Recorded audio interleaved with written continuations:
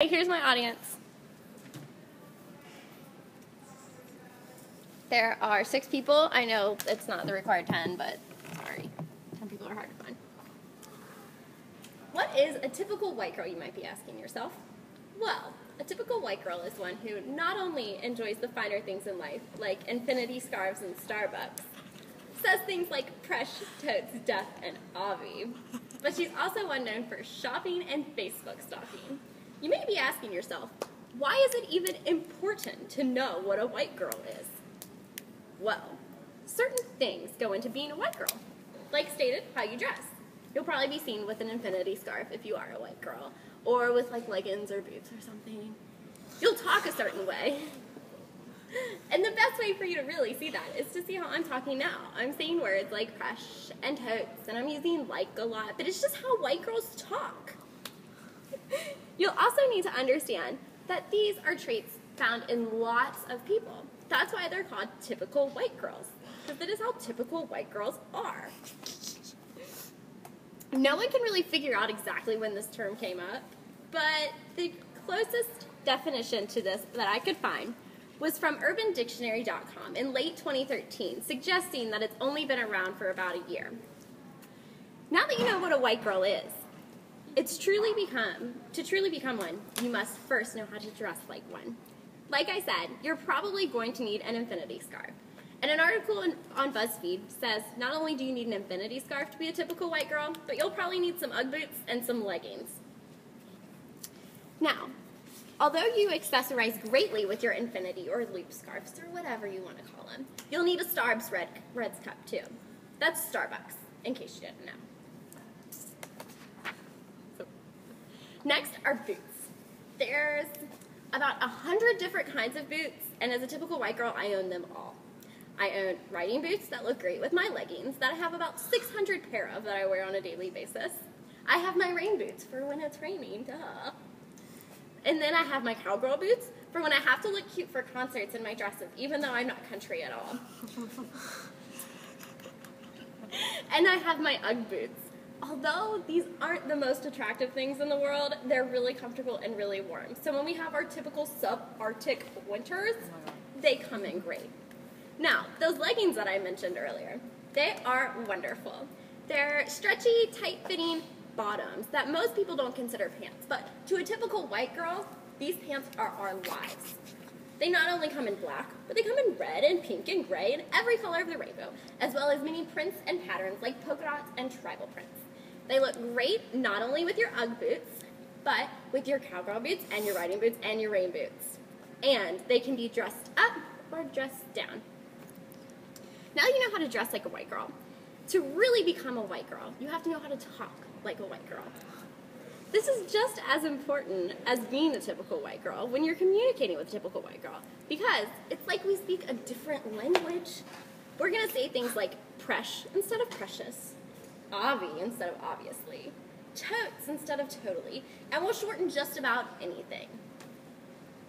Now, as well as shortening things, we'll also use abbreviations for things, like the common pop culture abbreviation, YOLO. This in pop culture means you only live once. In white girl world, this means you're doing something out of the ordinary. For example, I was at Starbucks the other day and Totes got an iced white mocha instead of a strawberries and cream frap. YOLO! See, I'm not living once. I'm not living excitingly. I'm just doing something different.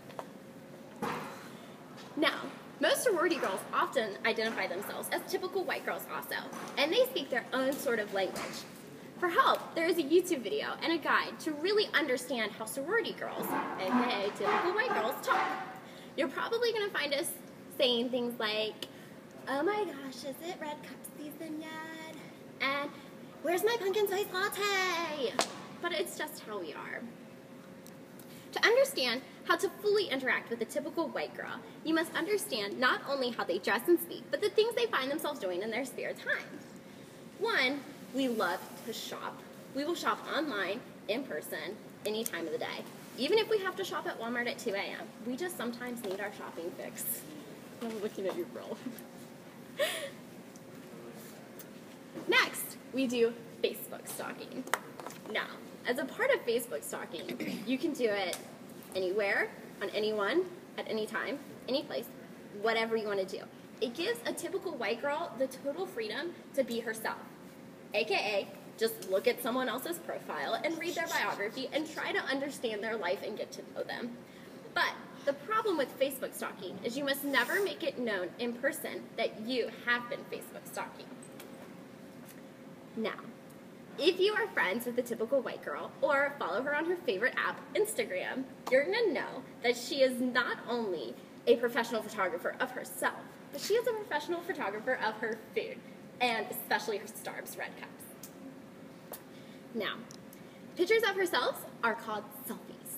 We usually take them like this, or like this, with our front-facing cameras because it's totally necessary and way too difficult if you don't have one.